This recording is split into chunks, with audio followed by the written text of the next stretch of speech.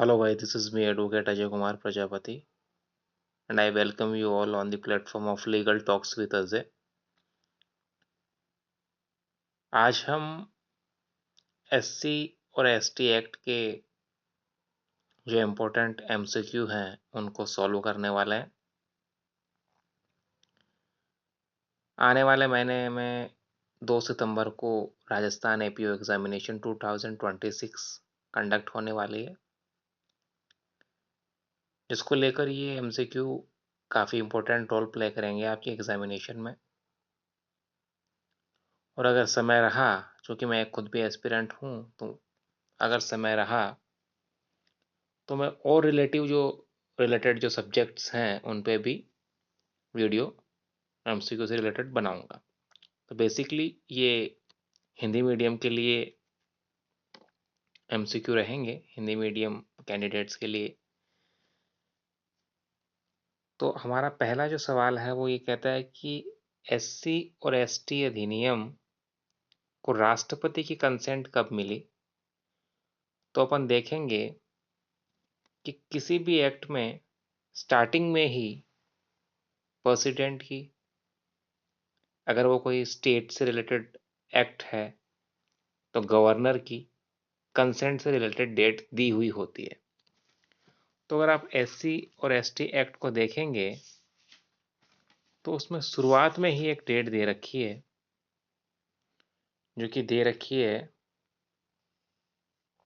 11 September 1989।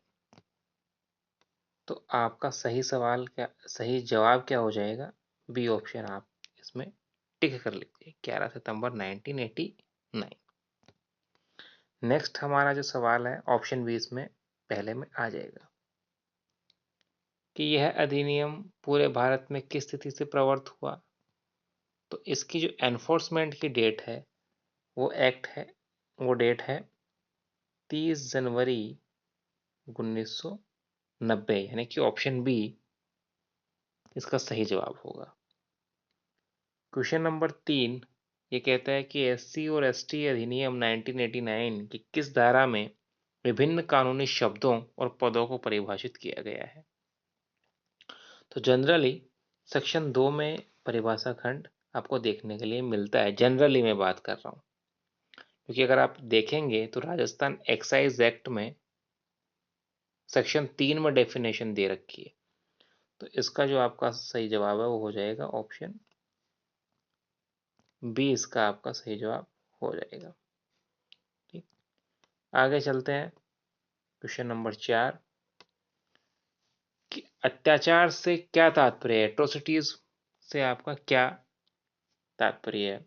Option A IPC के तहत कोई भी सामान्य अपराध, ऑप्शन बी एससी और एसटी एक्ट के सेक्शन 3 के अधीन दंडनीय कोई अपराध, ऑप्शन सी केवल शारीरिक रूप से चोट पहुंचाना, और ऑप्शन डी केवल मानसिक रूप से प्रताड़ित करना।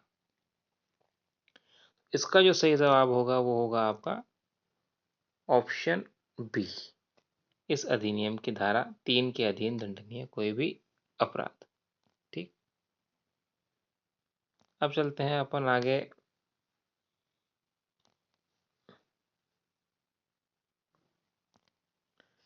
क्वेश्चन नंबर 5 पीड़ित शब्द में इनमें से किसे शामिल किया गया है। तो अगर आप देखेंगे पीड़ित में, तो ईसी में आपका पीड़ित दे रखा है केवल। तो इसके ऑप्शन है केवल वह व्यक्ति जिससे सीधे तौर पर शारीरिक चोट लगी हो, पीड़ित व्यक्ति और उसके माता पिता, जीवन साथी, आश्रित तथा बच्चे, केवल घटना का मुख्य गवाह, समाज का कोई भी व्यक्ति। तो इसका जो ऑप्शन है वो हो जाएगा आपका पीड़ित व्यक्ति, उसके माता पिता, जीवन साथी, आश्रित तथा बच्चे। ठीक,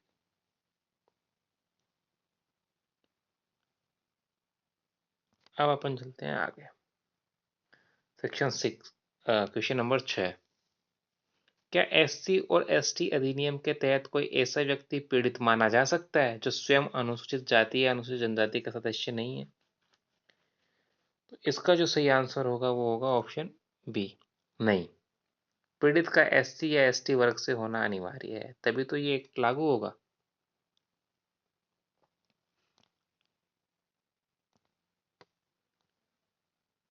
क्वेश्चन नंबर 7, इस अधिनियम के तहत विशेष न्यायालय से क्या तात्पर्य है, जिसे 1D में परिभाषित किया गया है।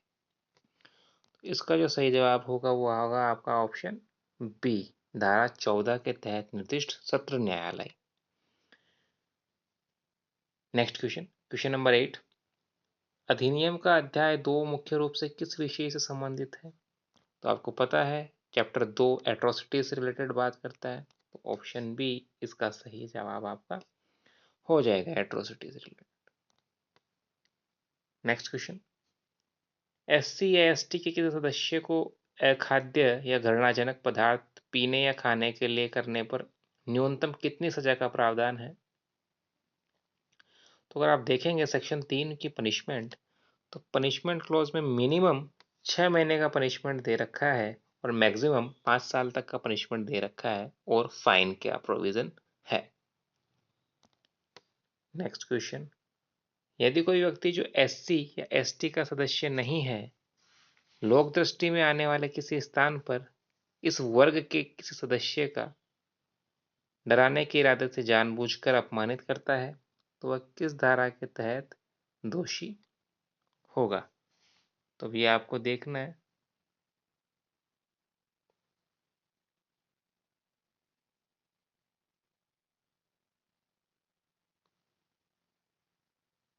तो इसका जो आपका सही जवाब है वो हो जाएगा ऑप्शन नंबर ए, आर में। क्वेश्चन नंबर 11, किसी एससी और एसटी महिला को उसकी सहमति के बिना छूना या यौन प्रकृति का आचरण करना किस श्रेणी का अपराध है। बिल्कुल ये एट्रोसिटी का ऑफेंस है और सेक्सुअल ऑफेंस तो अपने आप में है ही, तो इसका हो जाएगा ऑप्शन नंबर बी, 11।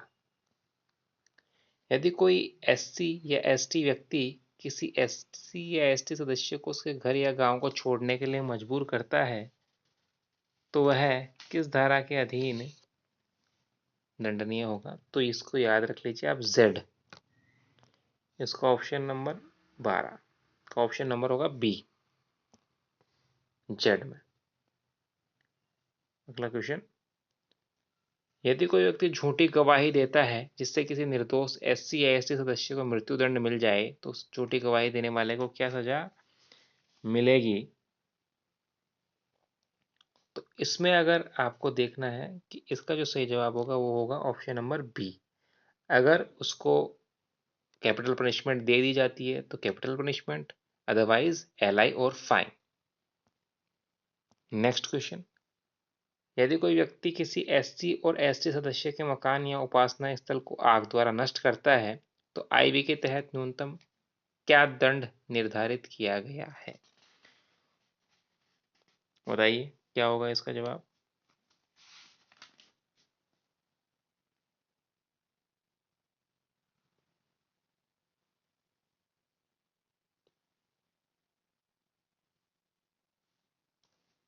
तो इसका जो सही जवाब है वो हो जाएगा एलआई और जुर्माना, ऑप्शन नंबर बी। अधिनियम की धारा 4 मुख्य रूप से किस विषय पर दंड का प्रावधान करती है। झूठी एफआईआर दर्ज कराने पर, लोक सेवकों द्वारा कर्तव्यों की जानबूझकर उपेक्षा करने पर, गवाहों को डराने पर, अग्रिम जमानत देने पर।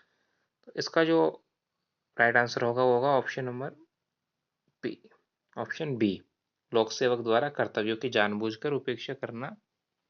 इसके लिए जो पनिशमेंट दे रखी है वो मिनिमम 6 महीने की पनिशमेंट है और मैक्सिमम 1 साल की पनिशमेंट सेक्शन नंबर 4 में दे रखी है। ये देखिए अगला सवाल यह है क्वेश्चन नंबर 16, कि यदि कोई लोक सेवक जो एससी एसटी का मेंबर नहीं है इस अधिनियम के तहत अपने कर्तव्यों की जानबूझकर उपेक्षा करता है, तो न्यूनतम कितनी अवधि की जेल हो सकती है।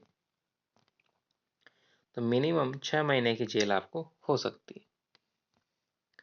क्वेश्चन नंबर 17, अधिनियम की धारा 5 के अनुसार यदि कोई व्यक्ति इस अधिनियम के तहत एक बार दोषी होने के बाद दोबारा वही अपराध करता है, तो उसे क्या सजा मिलेगी। यानी कि रिपीटेड ऑफेंसेस के लिए इनहेंस्ड पनिशमेंट की ये बात करता है सेक्शन 5।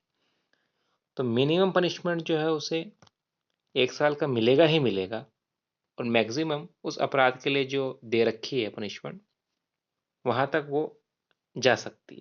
तो इसका जो है ऑप्शन बी इसका सही जवाब होगा। Next question, question number 18, IPC या बीएनएस के कुछ विशिष्ट अपराधों के लिए यदि वे किसी एससी एसटी सदस्य के विरुद्ध किए जाते हैं तो बढ़ी हुई सजा का प्रावधान किस अनुसूची और धारा में है? तो ये आपका क्वेश्चन नंबर 18 का सही जवाब हो जाएगा ऑप्शन ए। नेक्स्ट क्वेश्चन देखिए, क्या एससी एसटी वर्ग का कोई व्यक्ति इस अधिनियम के तहत सजा या दंड का भागी बन सकता है यदि उसने किसी अन्य एससी एसटी व्यक्ति पर अत्याचार किया हो? तो इसका जो सही जवाब है ऑप्शन ए, हाँ, दोनों समान रूप से दोषी होंगे। ऑप्शन बी, नहीं, यह कानून केवल गैर एससी एसटी व्यक्तियों द्वारा किए गए अपराधों पर ही लागू होता है। ऑप्शन सी, केवल राज्य सरकार की विशेष अनुमति से। या ऑप्शन डी, केवल यदि अपराध हत्या से जुड़ा हुआ हो। इसका जो सही जवाब होगा वो होगा नहीं, यह कानून केवल किसी गैर एससी एसटी व्यक्ति द्वारा किए गए अपराधों पर ही लागू होता है। और आज का लास्ट सवाल है, धारा 3 के तहत किए गए अपराधों के मामले में पीड़ितों और उनके आश्रितों को राहत और पुनर्वास देने की व्यवस्था इस अधिनियम के किन प्रावधानों और नियमों के तहत की जाती है? तो इसका जो सही जवाब है वो होगा आपका ऑप्शन नंबर ए, धारा 3 के तहत बने नियम और 1995 के अंतर्गत। ठीक,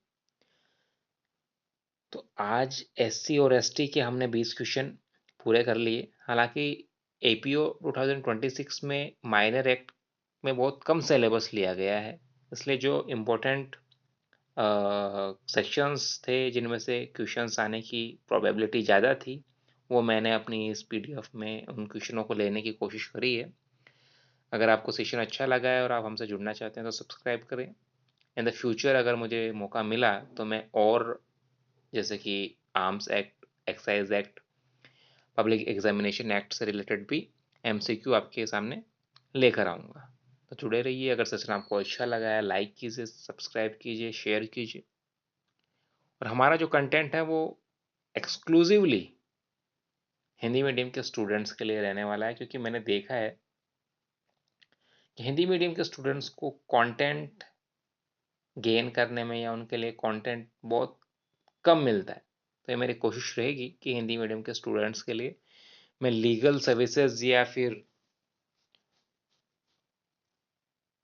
जुडिशियल सर्विसेज के लिए अधिक से अधिक हिंदी में कंटेंट अवेलेबल करवा पाऊँ। Thank you.